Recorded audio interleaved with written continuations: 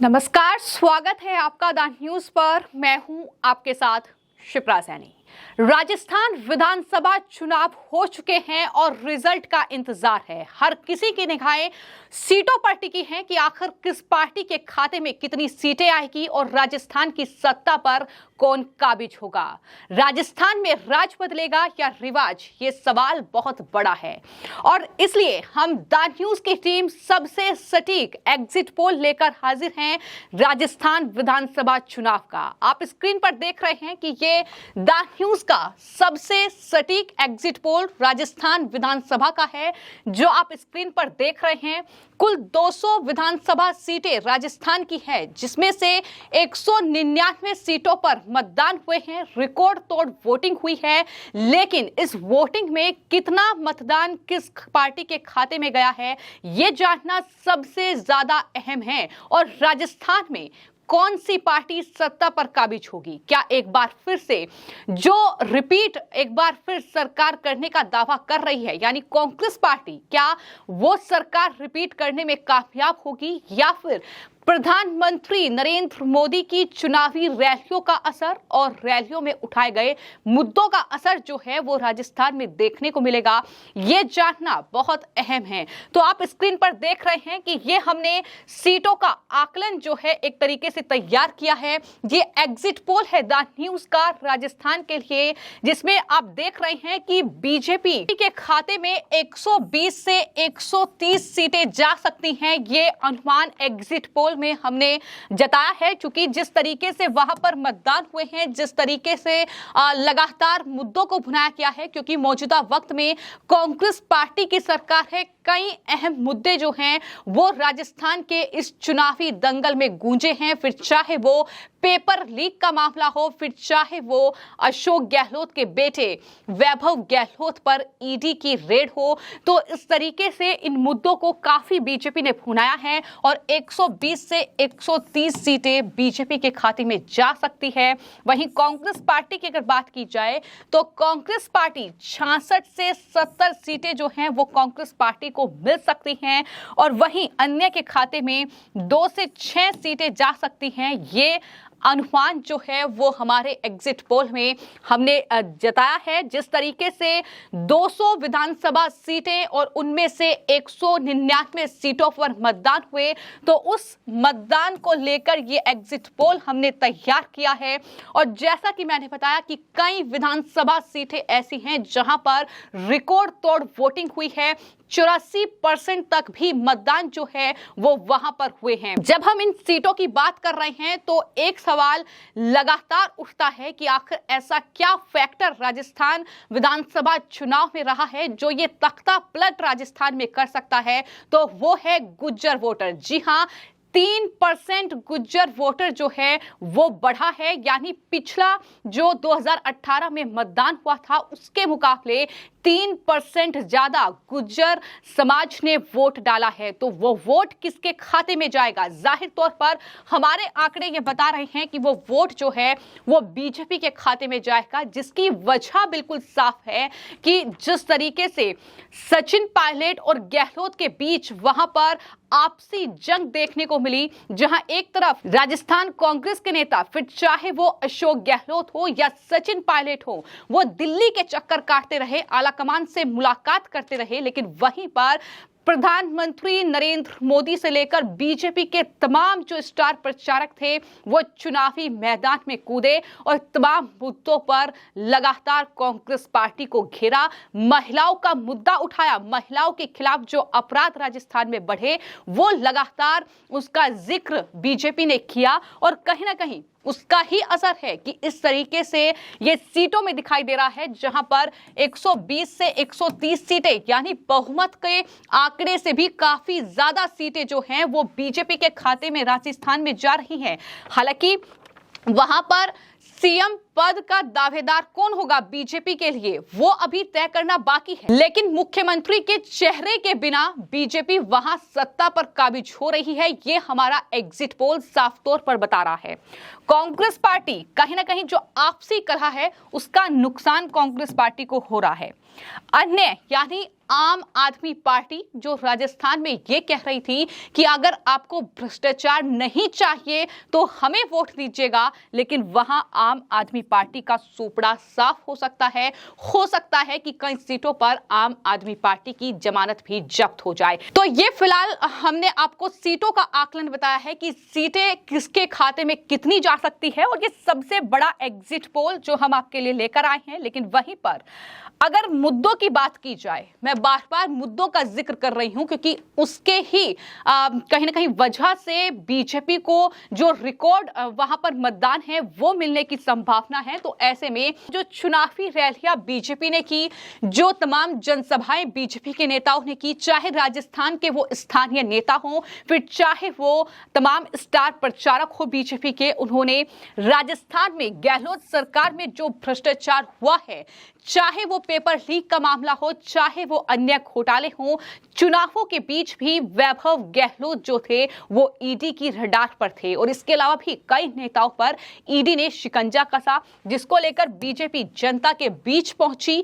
और साथ ही कानून व्यवस्था जिस तरीके से वहां चरमराई हुई है, उसको लेकर भी बीजेपी ने खूब हमले अशोक गहलोत पर बोले हैं, उनकी सरकार पर बोले हैं। महिलाओं के खिलाफ जो अपराध बढ़ रहा है, जिस तरीके से दिन दहाड़े वहां पर हत्याएं हो रही हैं, कन्हैया लाल का मर्डर उदयपुर में, ये वो घटना थी जिसको लेकर बीजेपी ने कांग्रेस पार्टी को कानून व्यवस्था के मुद्दे पर खूब घेरा।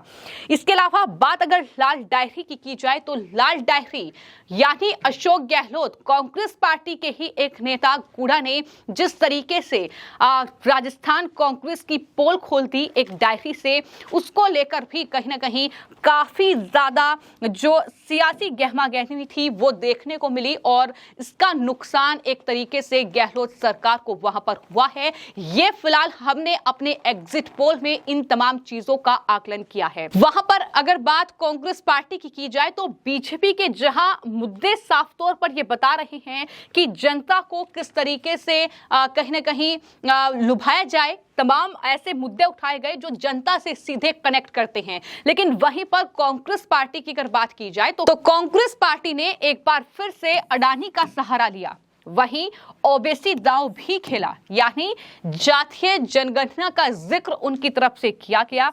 ये तीन ऐसे मुद्दे थे जो कांग्रेस पार्टी ने वहां पर उठाए। जाहिर तौर पर गहलोत की वहां पर सरकार, लेकिन उस सरकार के बनते ही 2018 में जो वादा किसानों की कर्ज माफी का किया गया था, जो वादा राहुल गांधी ने किया था, भरी जनसभा में ये कहा था कि 10 दिन गिन लीजिए, 10 दिन के अंदर किसानों का कर्जा माफ हो जाएगा, लेकिन वो कर्जा माफ नहीं हुआ और किसानों के मुद्दे पर सरकार पूरी तरीके से फेल हुई। इसका खामियाजा भी इन चुनावों में भुगतना पड़ेगा कांग्रेस को, ऐसा हमारे एग्जिट पोल में हमने आकलन किया है। और अडानी का मुद्दा जाहिर तौर पर जब कोर्ट क्लीन चिट दे चुकी है, बावजूद इसके अगर राहुल गांधी के पास कोई मुद्दा नहीं है तो वो सरकार को घेरने के लिए अडानी का मुद्दा उठाते हैं, जिस पर कि कांग्रेस फेल होती दिखाई दे रही है। तो मैंने आपको बताया कि किस तरीके से बीजेपी और कांग्रेस ने कई मुद्दों पर जनता को लुभाने की कोशिश की, लेकिन वहीं पर एक और अहम मुद्दा पेपर लीक का मामला। पेपर लीक को लेकर बीजेपी ने खूब कांग्रेस पार्टी को टारगेट किया, जिस तरीके से युवाओं के साथ कहीं ना कहीं नाइंसाफी हुई है, उनके भविष्य को जिस तरीके से अंधकार में डाला गया है, तो युवा जो थे कांग्रेस पार्टी से काफी ज्यादा नाराज वहां पर दिखाई दिए पेपर लीक के मामले को लेकर, और यही वजह है कि नुकसान कांग्रेस पार्टी को हुआ है। इसके अलावा परिवारवाद के मुद्दे पर भी खूब जो है बीजेपी ने कांग्रेस पार्टी को घेरा है। फिर चाहे वो अशोक गहलोत के बेटे वैभव गहलोत की बात की जाए, चाहे वो राजेश पायलट के बेटे सचिन पायलट की बात की जाए, तो इस परिवारवाद का जिक्र भी प्रधानमंत्री नरेंद्र मोदी से लेकर तमाम स्टार प्रचारक बीजेपी के उन्होंने कांग्रेस पार्टी के खिलाफ इसका भी बार बार जिक्र किया। कांग्रेस पार्टी राज्य सरकार की उपलब्धियों को गिना रही थी, लेकिन राज्य सरकार की उपलब्धियों पर जनता को शायद भरोसा नहीं था। यही वजह है कि पूरी तरीके से अशोक गहलोत सरकार को जनता नकार रही है, जो फिलहाल हमने आपको सीटों का आकलन बताया है। तो ये थे तमाम अहम मुद्दे और जिस पर बीजेपी ने साफ तौर पर जीत हासिल की है हमारे एग्जिट पोल के मुताबिक, जहां पर बहुमत का आंकड़ा पार करके बीजेपी राजस्थान की सत्ता पर 3 दिसंबर को काबिज होगी। ये फिलहाल अनुमान जो है वो हमने अपने एग्जिट पोल में लगाया है। इसके अलावा जब हम बात बीजेपी की जीत की कर रहे हैं तो जाहिर तौर पर बात उन चेहरों की भी होगी जो सीएम रेस में फिलहाल सबसे आगे दिख रहे हैं, और वो चेहरे आप स्क्रीन पर देख रहे हैं कि कुछ नाम हैं जो काफी ज्यादा सुर्खियां बटोर रहे हैं। हालांकि केंद्रीय गृह मंत्री ये साफ कर चुके हैं कि विधायक दल जो है वो सीएम का फेस तय करेगा, पार्लियामेंट बोर्ड ही अंतिम फैसला लेगा। लेकिन जो नाम चर्चा में है वो नाम आप स्क्रीन पर देख रहे हैं, वो नाम है वसुंधरा राजे का, जो कि राजस्थान की पूर्व सीएम रह चुकी हैं। इसके अलावा एक और नाम जो काफी ज्यादा सुर्खियों में है वो नाम है दिया कुमारी का। दिया कुमारी जो कि विद्याधर नगर से जिन्होंने चुनाव भी लड़ा, जो कि सांसद भी हैं, तो जाहिर तौर पर उनका नाम भी काफी ज्यादा सुर्खियों में है कि वो भी मुख्यमंत्री का चेहरा हो सकती है। इसके अलावा अर्जुन राम मेघवाल जो कि कानून मंत्री हैं मौजूदा वक्त में, तो केंद्रीय कानून मंत्री जो कि राजस्थान से हैं, वो भी राजस्थान के मुख्यमंत्री बन सकते हैं बीजेपी अगर ये चुनाव जीत रही है, अगर बीजेपी राजस्थान की सत्ता पर काबिज हो रही है।